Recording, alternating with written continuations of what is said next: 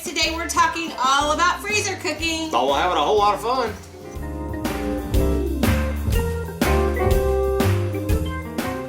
Hey guys, welcome back to my kitchen. I am Cris from recipes at Crock.com. I am Mikey, and I'm bored. He's also from recipes at Crock.com. Oh yeah, that too. Yeah. We are sitting at our kitchen table to have a weekly chat with you guys. I think we're going to do this primarily while we're in this kind of isolation situation, to kind of talk through some of the topics that we're getting emails and comments about. And so this week we're going to talk a little bit about freezer cooking, because you guys mentioned last week that you'd like to hear a little bit about it. And then on Tuesday we did one of our freezer cooking meals. We did our low carb chicken enchilada casserole. And it was good. Yes, and so we prepared that and showed you guys some of the tips. And so that's one way that we typically do a freezer cooking. We wanted to talk about the 3 ways that we have freezer cooked in the past. And so that's kind of what we thought we'd chit chat with you guys around the kitchen table. And then after we get done talking about that, we'll give you some updates, talk about another live concert on Facebook that Mikey's going to do. And then also, so that I won't be bored.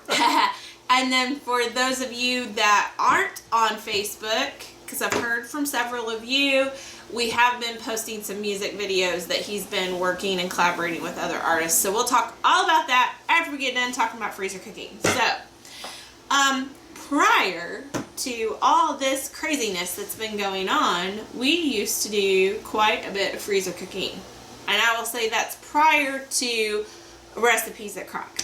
Because when we started doing recipes at Crock, it became a bit, a lot to handle. Well, when Cris would do freezer cooking, she'd get like 2 or 3 different recipes, and you should have seen this kitchen. There were pans everywhere. That was one way. Yes. So we're going to talk through the 3 ways and how it's kind of changed a little bit. So one of the things that I still do while we use in crock-pot cooking all the time, is where I might make ahead some kind of ingredient that takes an extra step. So like ground beef, browning ground beef, or cooking up some taco meat to use in taco flavored dishes and that kind of stuff. So those of you that have been here for a long time know that we have both a crock pot version and a instant pot version of make ahead ground beef.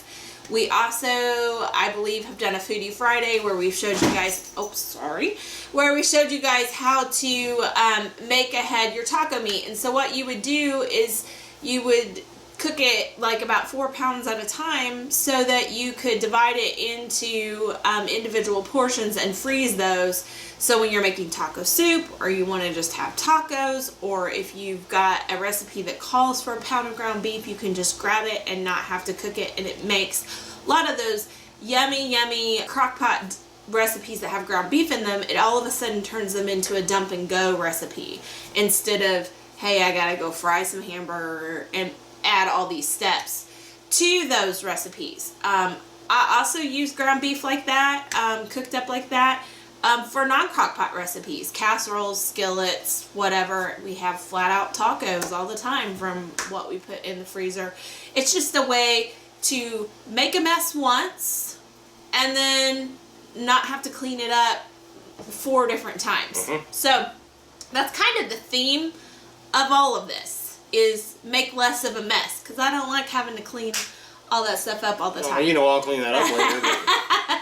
I don't like to do it that much. So that's one way. And so this is also coming in handy if you are getting things from the grocery store that you wouldn't normally get. So like, let's say that you got, like the other day we ordered pork steaks in our grocery order, and they gave us 2 packs of pork chops instead of a pack of pork steaks.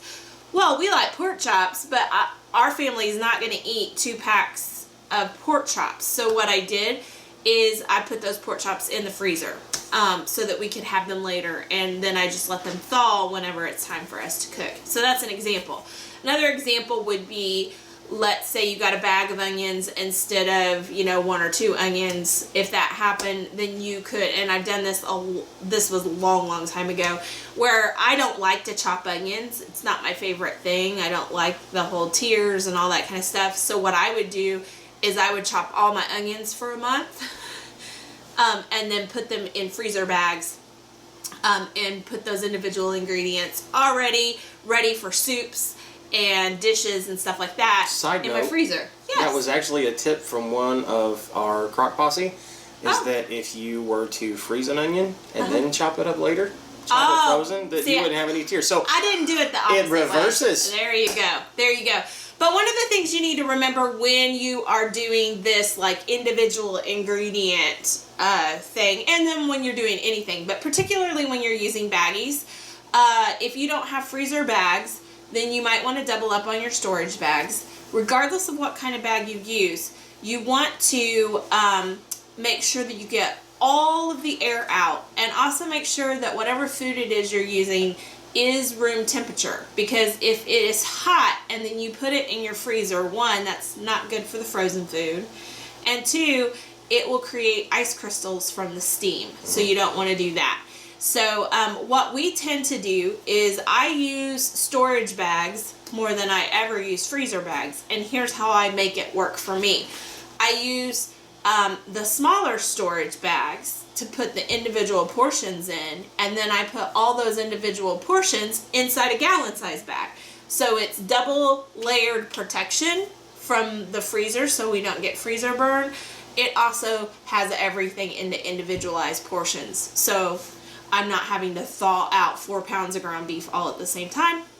I can thaw out individual ones. So that's kind of how we do kind of like the stuff that just saves time in the kitchen, and it makes things a little bit easier. The second way that we like to freezer cook is what we did on Tuesday, which is if we're making a favorite casserole or making a favorite dish, we just make a little extra or divide the portions so that we can freeze half of it. Or if we make a double portion, then we can freeze 3/4 of it. And so that's just one of those things. It's a lot easier to make a casserole in a double portion and divide it than it is to make that casserole twice or 4 times for dinner. And it uses a lot of times, like on Tuesday, if you're doing things like our shredded chicken, which is also another one of those make-ahead meats, you can repurpose some of your ingredients because you're making bigger batches. So like, for example, our butter chicken that we use in almost all of our cooked chicken recipes where we're using chopped or shredded chicken, we use like a cup of broth, some seasonings, and a stick of butter. Well, whenever I was making that dish for Tuesday, I did that with my first batch of 3 pounds of chicken, cooked it, pulled the chicken out to shred it, and then I just repurposed that stock for my second batch of chicken. So I didn't need, so where I would, if I had made them separately, I would have needed 2 cups of broth and 2 sticks of butter. I only used 1. So that is just a little way to kind of, 1, save money, and then 2, save your resources. Save resources. But it also saves a lot of time, because if you're going to make the mess in the kitchen, you're only going to have 1 mixing bowl instead of getting the mixing bowl out 2 to 4 times to make the same thing over the course of a month. And then now all I have to do is thaw that, like, because we really enjoy that casserole. We had it earlier this week. People aren't really exactly wanting it right now because we just had it, but in a couple weeks I can just pull it out of the freezer, let it thaw in my refrigerator for a day, and everybody will be excited about it again. So that's another really easy way to make things ahead, kind of conserve things as you go, instead of trying to do it all in one big push, which is the last way. When I first started freezer cooking this, I thought that you had to do it all at one time. There are a lot of advantages to that. a lot of the things like I was talking about, like making several batches of chicken or making several batches of beef, sometimes gives you, you can save money that way. You can also save time that way, but it is pretty exhausting. And also, given that groceries are kind of sporadic right now, it may not work for you. Unless, I would say the caveat is, unless you can get, you're not getting everything that you want on your grocery list, but you get a lot of something that maybe isn't your favorite thing to eat every single day, then you can kind of do that, where you set aside a part of the day and you pick 2 to 3 recipes that your family generally loves, and you either make double or triple the quantity of that, and then you just put it away in your freezer and you pull them out as you need them. And so that's what we used to do for whenever Addie was little, and before we had recipes at Crock. When I was working outside of the home quite a bit, we would do that all the time. Like, I would do that about once a month. I would cook all my recipes, put them in the freezer, and that's pretty much one of the things that was saving a lot of time for me. And it also meant the kitchen only got messy like once a month, because things were already in the casserole. You would bake the casserole, and then you'd put the casserole dish in the dishwasher. I mean, it was like literally no mixing bowls, no extra utensils. It was literally just that evening's dishes that went in the dishwasher. It was not making a mess. That was my favorite part of it. So we did casseroles that way. We did soups that way. All kinds of different really good soups that we could freeze that way. Yeah. Well, soups are one of those things, for the most part, that that do really well for freezer cooking. People ask me all the time, does this freeze well? And my answer, having done that for years, is always, I don't know, because I haven't tried it. If it's something I haven't tried, I won't recommend it. From a standpoint of saying, yeah, it'll be fine. My whole thing is, if you have leftovers to the point where you're not going to eat them or they're going to go bad, I would freeze it and try it, and then you'll know for next time. Though, a couple things to keep in mind. Anything that's very cheese intensive, like a cheese sauce, I would say, you can freeze it. It's just probably going to break. It's probably not going to be as pretty when you reheat it the next time. So, I wouldn't be as pretty if you put me in a freezer for a month either, though. So. And then another thing that people ask a lot is like, something that doesn't really affect flavor as much as appearance is if you were to chop up raw potatoes and put them in, like, say you're wanting to do just all your meal prep ahead of time to make dump and go bags, because people ask me this all the time about crock pot cooking, and honestly, we don't do it a lot, which is, can I just go ahead and chop up all my vegetables and prepare all my ingredients, put them in a dump and go bag, and then I can grab that dump and go bag out of the freezer and dump it in the crock pot? Well, the answer technically is yes. Now, I wouldn't necessarily be putting raw meats in there because, you know, the FDA, or USDA, I think, probably, says that you really shouldn't be cooking frozen meats in a slow cooker, because they're concerned that they don't reach a high enough temperature fast enough. I know a lot of you do. I'm just telling you why we don't do it. But the bottom line is, if you're going to freeze something, it's going to be a little hard on that food from a standpoint of it's like a processing step. Yeah. So it's going to affect texture a little bit. It may affect taste a little bit. The same thing is true of slow cooking, and I would say pressure cooking too. So if you're gonna slow cook something, a lot of times that builds that flavor, but it also, you know, slow cooked foods tend to have a softer texture and that kind of thing. So when you combine those two things, the freezing with the slow cooking after the fact, sometimes it really is hard on the food. Well, and the reason is, like, something had, like a vegetable, especially like a potato per se, or a carrot. If you if you have a carrot's got water in it. You put something with water in a freezer, water expands, and it's going to break down the material of whatever it is that you're cooking. And so then you've taken it, and the ice has broken all that material down a bit. It's broken it apart because it is expanded, and then you go to cook it. It's going to make it even softer. Yeah. So here's what I say about all of that, like the folks, because we have a couple of them on the website because we tried it, and I'm not saying I wouldn't ever do it. I'm just saying I just don't prefer to do it. I'm also saying it's not that you can't do it. I'm just saying if you want the best results, combining those two things, I haven't had the best results. So I would either do the freezer cooking portion or I would do the slow cooking portion. Now, my caveat with that is the freeze ahead meat that you've already cooked, it tends to handle it a little bit better than, like, say, vegetables. So that's just my 2 cents on that. I know many people on the internet put out recipes like that, and many people disagree with me. You guys can do whatever you want in your own kitchen. It does impact texture, which is something, both forms of processing impact texture. So when you combine them, it really impacts texture.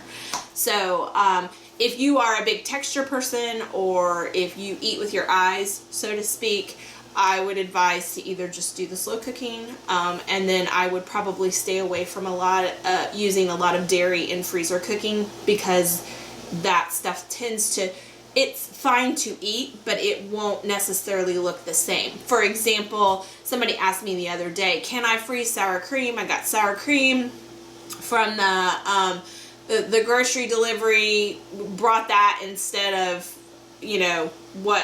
as a substitution. What do I do with it? Can I freeze it? The answer is technically yes, but if you think you're not going to be able to thaw that sour cream and then dollop it on your, baked potato, it's not going to look the same. It's going to look a little bit more like cottage cheese after it freezes, which is fine if you're blending that sour cream into a sauce where it's not supposed to look like sour cream, and you're cooking it as an ingredient, or you're using it to bake into a cake. That's fine, because you're not going to notice it. But if you're going to use it as a topper, then I probably wouldn't freeze it ahead of time. So it's all kinds of little things like that. A lot of it's trial and error and your personal preference. So it's hard to give blanket statements. And Google's your friend. If for some reason you are really wondering about a particular something, somebody's tried to do it. So you could Google it. Now, I probably wouldn't just trust one source there. I'd probably go to a couple different sources just to make sure that everybody's kind of saying the same thing. It's called cross-referencing. And cross-referencing. Good idea. Yeah. So anyhow, but I hope that that's been a little bit helpful and maybe giving you a little bit of ideas to do whatever it is you're trying to do with the groceries that you have on hand. We still have been working on putting together posts for you guys to make life hopefully a little bit easier. Right now we have a post with 3 ingredient recipes. We have a post with 5 ingredient recipes. And I just got a message earlier that by the time you guys are watching this, Aunt Lou is going to have a post that was requested by a lot of you about recipes that involve beans, either dry or canned beans, because that's something that, at least for some folks, seems to be something they can find on hand. So she's pulling all those recipes, like soups and casseroles and side dishes that cowboy beans. Yes. So she's pulling those kinds of things for you guys to hopefully be a little bit more helpful. In the newsletter, we have been kind of keeping those things that we've kind of created for this time, like about online grocery order and stuff like that, kind of in the body of every newsletter so you can quickly get to it if you need it. So I think that that's about it. One of the other things you guys have consistently asked us for is entertainment. And so our entertainment director... Ooh, I've got a new title. Do I get a raise? Yes, my turn. First off, at the end of this video, we will be posting a little bit of music for y'all. And this week is going to be a tribute. Last week, or a few days ago, we lost a great singer and If y'all don't know country, then you don't know maybe. But we lost Kenny Rogers. He passed away a few days ago. Had a great career, and he was definitely, absolutely an influence on the music that I enjoy and play. So we're gonna end the show again with a cover of Kenny's, and one of the very few songs that he wrote, but it was very much a hit. And then this weekend we're going to do it again, and until all this mess goes away and until I start getting gigs somewhere, I'm going to keep a gig right here at home, and we'll be doing another live concert from the confines of the house. And all y'all that enjoyed it and came last week, I greatly appreciate it. I can promise you this one's going to be even better, because I realized after we were done that I was, if y'all saw it, had my headphones on, singing into a microphone. I was stomping on pedals, you can see with my feet, and you couldn't hear a darn thing of it because there's a setting that I didn't hit, and so all you heard was the sound going into my webcam and not going through my music. You could hear stuff, but not what he thought you were hearing. Dude, I could hear it. I sounded like an angel. And so it sounded good. People said it sounded great. Well, y'all who thought it sounded great, I'm going to blow your minds this weekend. So Saturday night at 8 p.m. Eastern Daylight Savings Time. Again, we're going to do it, and we'll go, I don't know if we'll go for another 3 hours or not, because, well, that's a lot. We probably will, because I have a good time doing it. But we'll definitely do an hour and a half, 2 hours, or 3 or 4, who knows. And I want y'all to make sure and do this. In the comments down below, I want y'all to put in requests. We probably can't honor all of them. I've got a little system on a set list, but I want you guys to help me build my set list if you would, and it'll give us plenty of time to start getting things ready. But we're going to sing songs that will be coming from the new album whenever I can get in the studio. We'll do some stuff that you've enjoyed in the past, and we'll do a lot of covers that I enjoy playing.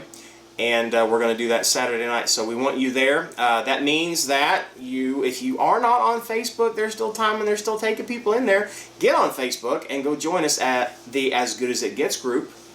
We'll put links to all that. Yes, and all the links for all this stuff will be down below in the description. Make sure you join the As Good As It Gets group, and also be really kind of cool because we're going to simulcast this over on the Mikey Goode Music Facebook page as well. So you got the As Good As It Gets group. You've also got the Mikey Goode Music fan page.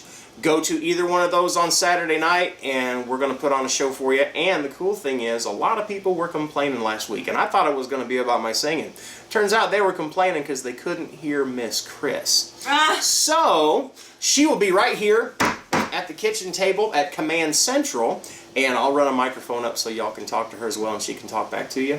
And we're going to have a dang good time. Yes, and so this is also, you didn't get around to Lois's request last week. No, I didn't, and I felt bad because we got done with the show, and I was like trying to interact and read through the comments that were going up, and there were hundreds of comments, and I couldn't keep up. Playing songs, looking at a set list, and I had practiced. When I saw Lois's comment for Hotel California, I practiced it till like 3 o'clock in the morning, and I think I got it down pat. And then I turned around and didn't play it. So we get done with the show, I go jump in the hot tub, and I went, oh. So Lois, if you watched last week, don't think I was ignoring you because I really want to play that song. So I promise you, Saturday night, I will play Hotel California to the best of my abilities, and I dedicate it to you. Alrighty guys, well, one of the other things we wanted to briefly talk about, because you know we're all about laugh often, eat good food, and speak life, and so one of the things we wanted to share as a part of speaking life into you, besides the music entertainment, is kind of one of the tips that we have got going on here that's kind of helping us kind of get through this not being able to go anywhere and not really know. One of the things that we realized we needed to do, since we weren't going to be going outside of the house to look forward to things, everything from, you know, taking Addie to karate, to going to the grocery store, to going to a church, is we're not doing anything that we're looking forward to that way. Well, Mikey's concert is something that we can look forward to, but then as a family, we kind of have lost a lot of our routines in that regard, and so we started kind of building in each evening at a certain time where we're going to either do family game night or we're going to do a family watch along to a television show or something like that. Even as much as family dinner, you know? Oh, yeah. Anything like that where we can kind of say, okay, everybody, you know, I know everybody's trying to get work and school and all that kind of stuff done, but we're going to sit down. Shut the phones off, put them in another room. Mm-hmm. And so we have found, especially family game night in particular, has kind of given us a little bit of joy and enjoyment. We find ourselves laughing because there's not always a lot to laugh at throughout the day. We find ourselves laughing quite a bit during family game night because you kind of forget when you get all caught up in everything that's going on. So I just wanted to encourage you guys to find things like that. It may not be that. It might be maybe you do book club with your family. Everybody reads the same book. He's like, no. No. He doesn't the like books that she reads are this thick. But maybe you can find something that you have in common with those around you, and you can set up regular times to do that particular activity. It could be a puzzle. It could be all kinds of things. So I just wanted to encourage you that that's something that's kind of brought a little bit of normal back to our lives, that we're like, oh, it does feel good to kind of just laugh and kind of forget about all the craziness right now. So, and you've always got us. Yes. We're going to stick around for a while. So I hope you guys will, tomorrow we are going to have a Foodie Friday, and it is also going to be like, it's something we taped before all this. We're going to be... We hope you like steak. Yeah, we're going to put steaks on the new Foodie Grill and kind of show you guys how that all worked for us. But aside from all of that, we'll see you next week. We're going to keep up these weekly chats, I think. If you have topics that you'd like for us to cover, we'd love to hear that down below. But whatever you do, laugh often. Eat good food. And speak life. Bye, guys. And see you Saturday night.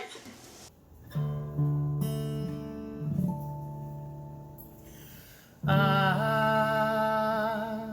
wouldn't listen. And I couldn't see that all I have left now are the words you said to me. Sing your song, sweet music man, 'cause I won't be there to hold your hand like I used to.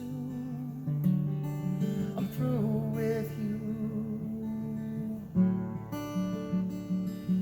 You're a hell of a singer and a powerful man, but you surround yourself with people who demand so little of you.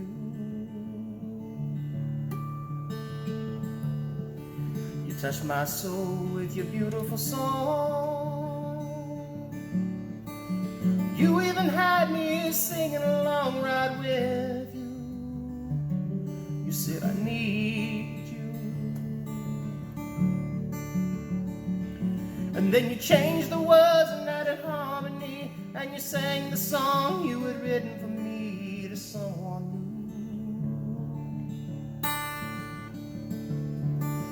Nobody sings a love song quite like you do.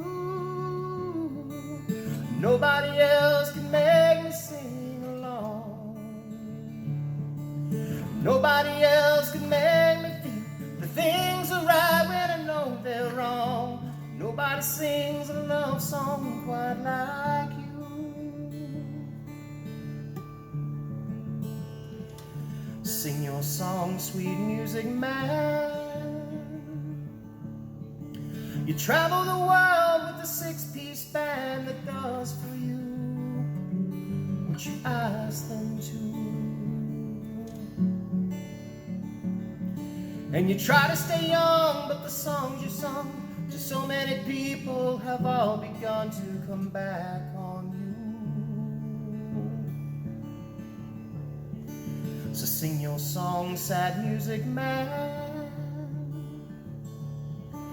You're making your living doing one-night stands that prove to you they don't need you. You're still a hell of a singer, but a broken man. But you keep on looking for one last fan to sing to. But nobody sings a love song quite like you do. Nobody else can make me sing along. Nobody else can make me feel the things are right when they're wrong in a song. Nobody sings a love song quite like you.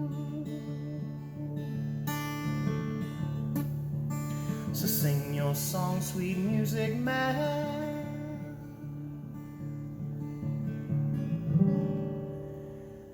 I believe in